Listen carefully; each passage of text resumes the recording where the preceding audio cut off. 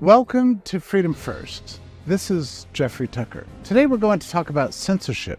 It seems like a conventional subject, but I'm under the impression, I think it's correct, that a lot of people misunderstand this topic. So I'd like to spend some time unpacking it just a little bit. Now, all my friends around the world say that Americans are extremely lucky because we have a First Amendment. It's written in the Bill of Rights that Congress cannot inhibit the free flow of ideas, intervene in speech at all. It's a guarantee for us. And most countries in the world don't have such a thing. Now, just because it's in there, and I should add too, that it was written, the Bill of Rights came about separately from the Constitution. It was a compromise position because a lot of people at the founding period were very suspicious of this new thing called the central government, the federal government that was being created, and didn't believe that it would maintain its place as just a caretaker of the U.S. system, and insisted on the Bill of Rights as part of it as a way of directly limiting what the government can and cannot do. The First Amendment protects speech and religion, which are the two most important things to the Founding Fathers. So they were written as part of the document, and that document was embedded as part of the Constitution, and that's the only way the Constitution got ratified. The Bill of Rights itself was ratified in 1791. But just to illustrate how fragile the right of free speech is, I'd like to tell some stories about American history just to get a sense of this, and also help you understand what it is that free speech is all about. So in 1798, President John Adams signed a bill put forward by Congress called the Alien and Sedition Acts. The Sedition Act in particular made it, against the law, a criminal offense to make fun of or criticize or otherwise disagree with the president, the Congress, or other government officials, or government generally speaking. And that was 1798, so this is already an aggressive rolling back of the First Amendment against free speech rights. It would have put editors of newspapers, it's how people would have criticized the president in those days through newspapers. You know, I mean, if you stood up on a soapbox, public park, or criticized somebody in a beer hall, it's not going to matter. What really matters is the distribution system, the newspapers at the time. So many newspaper editors were arrested and accused of violating the Sedition Act.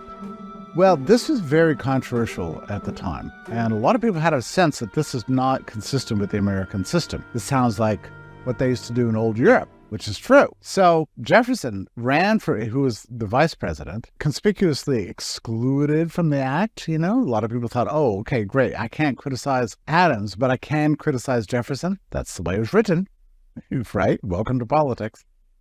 Ran against the Sedition Act and won the presidency in 1800, which was a great development in American history because already you could see government consolidating, getting bigger, violating people's rights.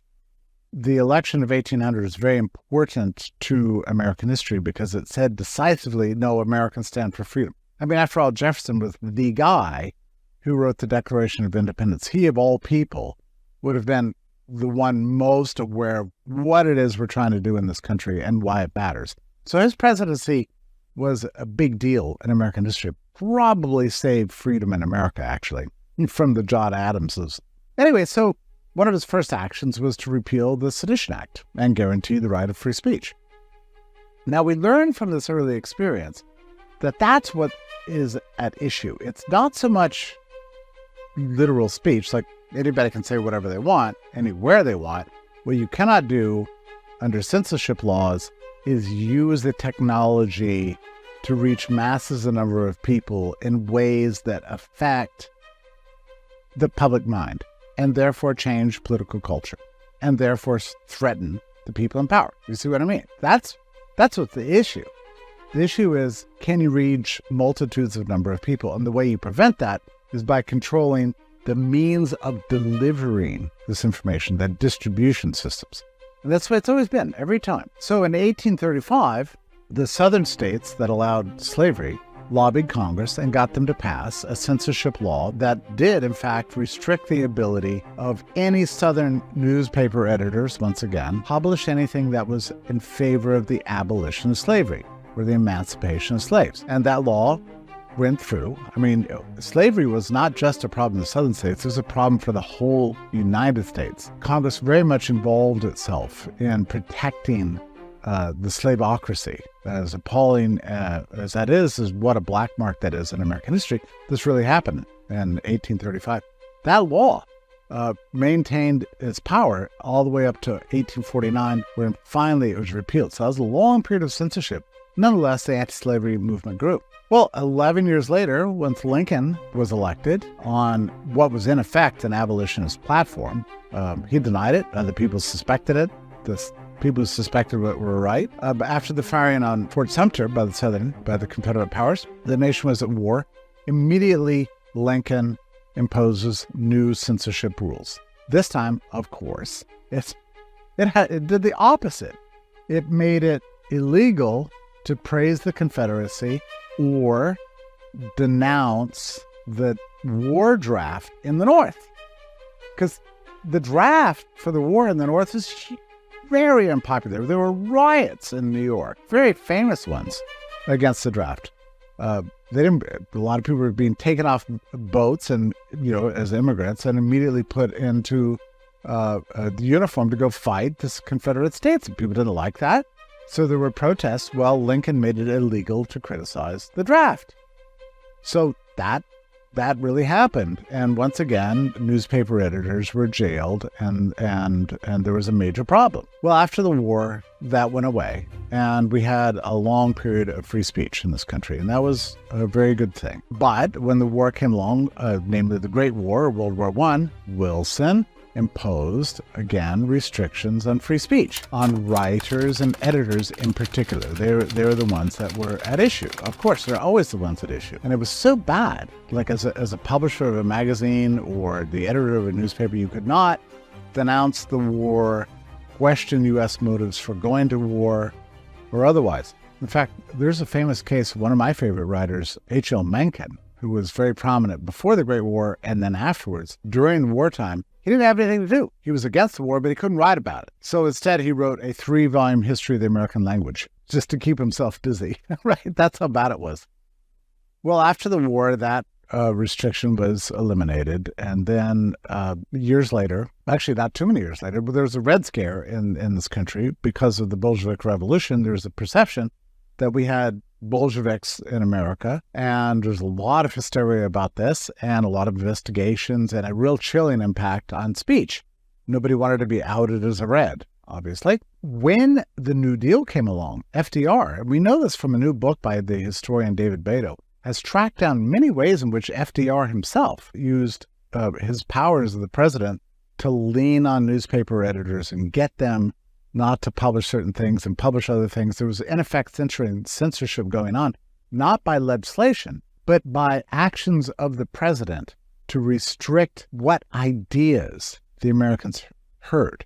And the ideas that FDR did not want Americans to hear were his own, of course, his critics, right? So once again, the same thing, using the power of government to restrict the free flow of ideas in order to shore up a particular president or regime and its political priorities. That's what censorship is about. Same thing happened in World War II. Suddenly, and this was by legislation and emergency legislation, the federal government presumed the right to read everybody's mail and to listen in to everybody's conversations to make sure that nobody was saying anything that was contrary to the war effort. There was the same period where we had internment of Japanese citizens in the U.S. And then, of course, a big move against German Americans and an attempt by the government to find out who was being sympathetic with the enemy. That was World War II. Then after the Second World War, when Russia suddenly became the new enemy again because of communism and its threat, we were allies during World War II, but suddenly the communists were its threat, that's when we saw McCarthyism rise up in the early 1950s. And with that came the censoring of Hollywood, newspapers, and other mechanisms of reaching the public. Now, but I speak of technology here. It really had a huge impact on technology. We're going to get to the modern period in a bit, but just quickly. In the early 1920s, the radio was invented and homes started getting radios. immediately Congress passed legislation that created the Federal Radio Commission that heavily regulated what could be on the radio, right? So you have government involvement there. When the TV was invented, the Federal Radio Commission was converted to the Federal Communications Commission. That's in case there would be other inventions besides the TV that could keep changing the name. So now it's all communications had to be regulated by the federal government. And they did that. And they accomplished that. I mean, when I was a little boy, this country, the United States, had 3 television stations, ABC, NBC, and CBS. And those television stations ran 30 minutes of news a night. So you turn it on, and all the news is exactly the same on all 3 channels, more or less, just different anchors, different personalities, but basically the same thing. 5 minutes were devoted to weather, 5 minutes to sports, 5 minutes to local news. Then the rest of the time, so, 15 minutes was divided between national news and international news. Now, I was raised with the idea that this was the news. You want to know what the news is? Just watch these 10 minutes, these 15 minutes, and then you've got the news. There's no other news that you should be concerned about. And I have to tell you, I don't think that anybody in that whole generation, it ever occurred to them, gee, what am I missing? What am I not hearing? How much news is there that I'm not hearing? And why is that? Well, it's because under really good and effective censorship controls, you don't know what you're missing. You don't know what you're not hearing. That's the remarkable thing about it, and why censorship can be so insidious. Well, let's bump way forward in time, let's bump forward all the way to the invention of the internet. The web browser comes along in 1995. Now, anybody can create a website and put information out there of any sort. Blogs started being created, internet forums, email was going crazy. We started entering into a period of information anarchy. This lasted for a very long time. Started getting really sophisticated after the turn of the millennium, and attempts to restrict the flow of ideas were kind of hopeless. And meanwhile, we started getting ever more access. Google was invented, Microsoft got software to everybody, and it was just free-for-all. Well, we should have anticipated this, but eventually the government would figure out a way around this so-called problem of everybody having access to so much information. And they did it through 3 steps. The first one was to consolidate the industry. So we have a new delivery system here called the internet. It makes every single person a potential source of news. I mean, YouTube. Oh, so now every person can have their own TV channel? Yeah, that was the idea. They're supposed to empower everybody, give everybody access to everybody else. Billions reaching billions. So that was the idea. Well, how do you overcome this if you're a government that wants to censor people? First, you consolidate the industries. You do that by erecting heavy barriers to entry into the market and making sure that only the most lucrative players could get in. So, and who were the lucrative, heavy, dominant players in tech at the time?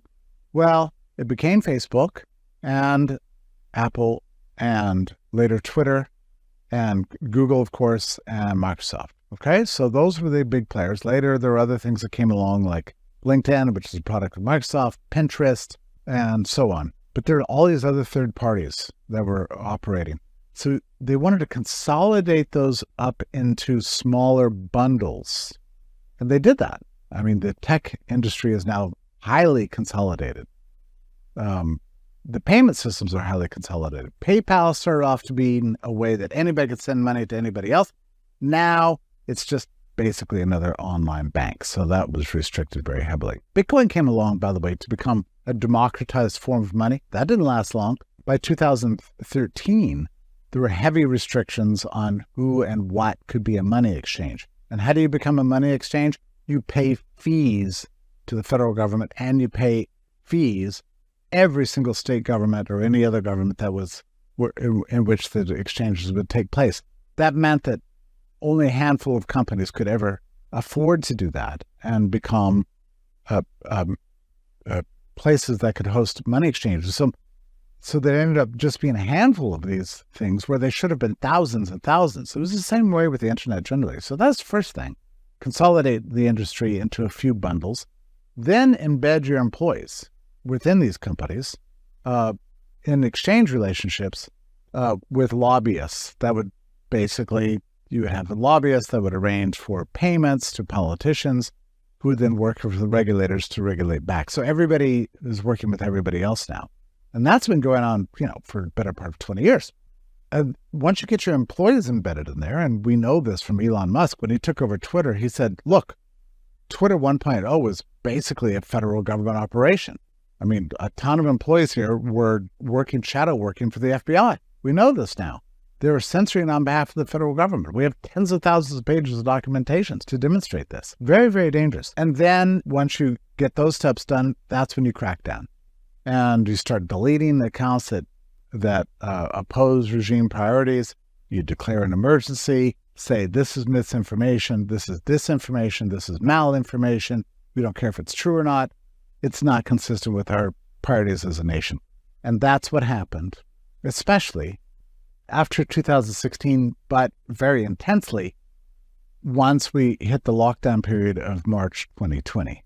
That's when the censors got working in overdrive.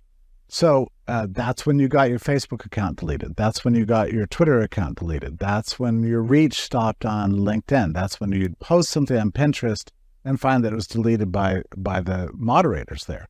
They were all working on behalf of the federal government.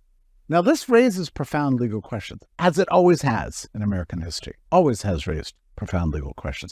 Typically, the courts have decided that the federal government cannot do indirectly what it cannot do directly, right? So here you have a case where Congress and the agencies are creating third-party structures, nonprofit organizations, or giving grants to university professors who in turn are working with social media companies to curate the kinds of information that people see. Again, the lesson is not so much about your ability to speak in the public park. It's not so much about, what you tell your friends at the beer hall. It's about how many people you can reach and the mechanisms by which you can reach them. That's what's at issue. So this has gone on now very consistently to the point of creating what me and my colleagues have called the censorship industrial complex. It's a vast machine involving hundreds of institutions, if not thousands, and tens of thousands of individuals working for it. Everybody knows about it. It's been going on constantly. Well, it was hidden, but court documents, FOIA requests, and subpoenas from Congress have unearthed this. We know now, for example, that the Biden administration was writing and meeting with Amazon to delist, unpublish, and deboost books that were critical of the vaccine as being necessary, safe, and effective. All right? We know this now. We have all the information. We also know that the Biden administration used the National Science Foundation to promote censorship with big tech and other delivery mechanisms of information through universities and other nonprofit organizations and direct grants to social media companies. It's all there. It's all laid out. We have thousands, if not tens of thousands of pages of documents to prove this. It's quite damning. Well, as you might expect, there are people who complain about this, right? They are the plaintiffs in a major lawsuit that has been hit around the courts now a number of times. One court looked at the evidence and said, look, this is so outrageous. We need an immediate injunction to stop this nonsense. This has got to go. Well, that injunction, a stay was put on the injunction, and now it's being heard before the Supreme Court in March. We're going to hear oral arguments about the injunction. Depending on how this court decides this injunction will determine a lot about how the Supreme Court will treat the actual case when that comes along, which could be, God knows, 2 or 3 years from now. This is very, very dangerous because if the Supreme Court decides that it's okay for government agencies to work with third parties to curate the kinds of information to which you have access or throttle your ability to reach people with your opinions, that would give a license to the federal government to do whatever it wants with regard to free speech. I mean, that could be super devastating to the First Amendment. But if the Supreme Court decides that, there's nothing we can do about it. It could be a very grim, it's a very dangerous moment. On the other hand, if the Supreme Court decides, oh, agencies cannot do this, they cannot work with Amazon, they can't work with Microsoft, they can't tell Elon Musk at Twitter what to do, they can't embed employees in Google and tell them what they can and cannot boost in terms of search results. If that happens, that would be a thrilling thing. It doesn't mean that we'll be totally safe from the censors forever, but it would be a major setback, not only for the Biden administration, but any other presidential administration that attempts this for many years to come. Now, these things wear down over time, as you know. Even the best court decisions begin to lose their teeth over time. Still, that would be a major step in the right direction. Let's hope that that happens. The reason for going through all this history is to explain to you that this is not just about literal speech. This is about the things that we believe about our country, who we are, what the kind of regime we're going to live under, what the laws should be. Are we really living in a participatory democracy in which the public rules itself through its elected representatives? Or do we have a bunch of deep state, bureaucrats working with industry to throttle and control what we say to each other as a way of manipulating political outcomes? That's what's at issue. When you think about the importance of rights in America, or anytime, anywhere, free speech has to be right at the top of the list, because if you cannot reach other people, then other people don't know you're not reaching them. You just think this is the way the world works. But with free speech, you have access to the full range of ideas. That is something that needs absolute firm protection and defense by the laws and the practices of every nation. So, join me in the struggle for free speech. It's critical, I think, to the future of civilization itself. Thanks for joining me for Freedom First. This is Jeffrey Tucker.